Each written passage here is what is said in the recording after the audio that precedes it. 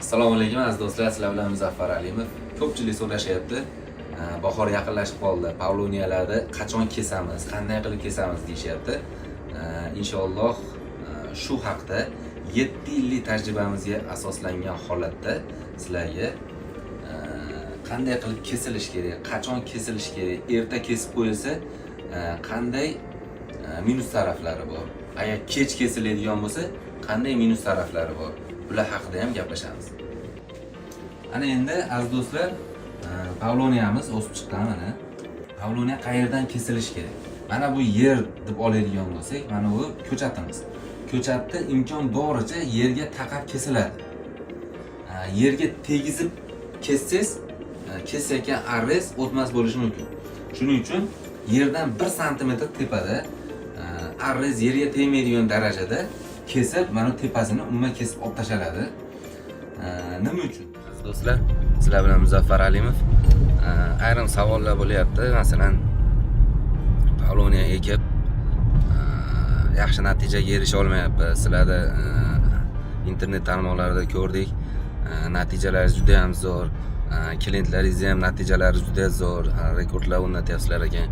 Biz qanaqa qilsak bo'ladi? Ko'chatni sizdan olmagan edik. Biz ham shunaqa natija qilishni xohlaymiz. O'rgata olasizmi? Agrotexnikasini deb so'rashyapti. Videoni oxirigacha ko'ringlar. Inshaalloh shunaqa kuzatuvchilarimizga ham zo'r yangiligimiz bor inshaalloh. Agar siz yerdan 10 sm baland kesdingiz, endi bu shox chiqarishni mana bu yerdan boshlaydi. Mana bu yerlardan boshlaydi. Siz agar mana bu yerdan qo'ygan bo'lsangiz shoxingizni, keyinchalik masalan toqalashda mana ikkitasini olib tashladingiz, mana bu yerdan qo'ydingiz. Pavloniyalaringiz 1 metr shunga yaqinlashib qoldi. Bitta qattiq shamol bo'ladigan bo'lsa, mana bu yerdan qayrilib ketadi. Shuning uchun yerga taqab kesiladigan bo'lsa, mana bu yerda pastki tomirlari bo'lsa, mana bu yerdan pastdan chiqarishni boshlaydi. Mana bu pastlaridan chiqarishni boshlaydi. Bu pastdan chiqargani, mana bu yer yuzasidan pastdan chiqarganlari esa mana bu tepadan chiqargandan ko'ra baquvvatroq chiqargan. Bu tajribada sinab ko'rildi. Shuning uchun mana bu pastdan chiqarish uchun yerga taqabroq kesish kerak bo'ladi. Endi aziz do'stlar, qayerdan kesishni bilib oldik. Endi sanasi 20-fevraldan 10-martgacha kesilgani afzal ekan. Buni ham sinab ko'rdik. Masalan, kuzda bir xil odamlar kuzda kesib olsam nima bo'ladi deyshadi. Kuzda kesib qo'ydingiz mana uni. Kuzda kesdingiz. Tepasi yo'q. Tepasini olib tashladi. Ana endi nimadir bo'lib, mana buni ustiga turpoq tushdi. Turpoq bekilib qoldi. Balkim o'sha yerda orasiga ekin ekkandirsiz, yoki arig'ini tozalab qo'yadigandirsiz, yoki ko'proq suv qishga yoqib suv berganingizda ko'proq loy u bular kelib turib, mana bu narsani bekitib qo'ydi ustini. 2 sm loy ustini bekitib qo'ysa ham, bunisi bilan mana yerda ochiq pavloniya bor. Masalan, bu yerda ham kesgansiz, bu ochiq turibdi. Kunga, quyoshga ochiq turibdi bu. Bu esa 2 sm bek turibdi. Mana bu bilan mana buni chiqib kelishi farq qiladi. Qachonki bunga quyoshda issiqligi, energiyasi yetib kelganda keyin chiqishni boshlaydi bu. Bu salqinda qolgani uchun bundan ko'ra sekinroq chiqadi. Shuni hisobiga ikkalasi 1-2 metrga farq qilishi mumkin. Pavloniya plantatsiyasi har xil bo'lib qolishi mumkin. O'zi plantatsiya har xil o'sishiga bir nechta sabablari bor. Bu ham bitta sabab. O'shuning uchun imkon boricha 20-fevraldan 10-martgacha kesgan yaxshi. Endi kech qolib ketdingiz deylik. 10-martda kesmadingizda, aprel oyiga bordingiz. Aprel oyida uje bular nish chiqarishni boshlab olgan bo'ladi. Nish chiqardi. Qarasangiz bitta qo'shningiz kesganlar, uje taydan chiqib, mashuncha bo'lib qoldi. Nima kesdingiz? Shunaqa kesdim. Men ham kesishim kerak ekan deb turib, mana bu narsani bu yerdan bitta kesdingiz. Kesganingizdan keyin u harakatlanib qo'ygan-ku. Endi kesganingizdan keyin boshqatdan mana bu joydan harakatlanishni boshlash kerak. Endi kamida 10 kun, bo'lmasam 15 kundan keyin betdan chiqarishni boshlaydi. Mana siz qancha yutkazasiz. Demak, Pavloniyalar harakatda bir 25-28 fevrallarda o'sha kurtak chiqarishga harakatni boshlaydi. Bir martga o'tganda o'sha bir 20-martlar atrofida o'sha kurtaklarni chiqarishni boshlaydi. Bir 20 kunlar tayyorgarlik ko'rib, keyin nishini chiqarishni boshlaydi. Endi siz kesib yordingiz. Kesib olganingizdan keyin mana bu yerdan tayyorgarlik 20 kun ketadi. Eng erta bo'lsa 10 kunda chiqarishni boshlaydi, kecha 20 kunda chiqarishni boshlaydi. 20 kunda oladigan bo'lsak, siz buni aprelda kesasiz, 1-aprelda. O'sha siz 20 kunga yutkazasiz ba'dan yana 20 kun, 40 kun yutkazyapsiz.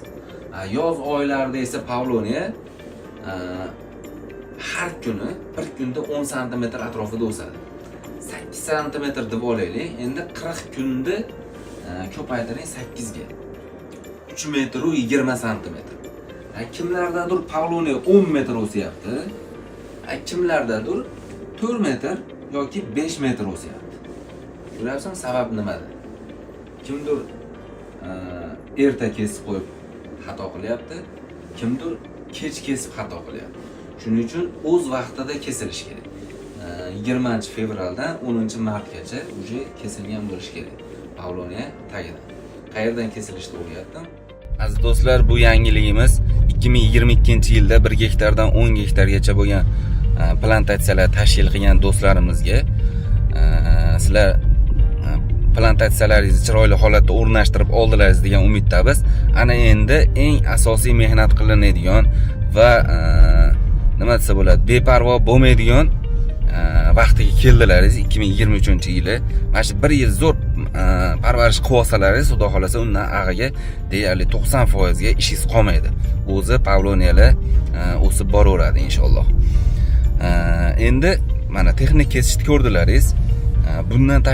Bundan tashqari bir nechta amaliyotlari bor. Bularda ham xuddi shu texnik kesishga o'xshagan vaqti hamda qanday qilinishi kerak bo'ladigan ishlari bor.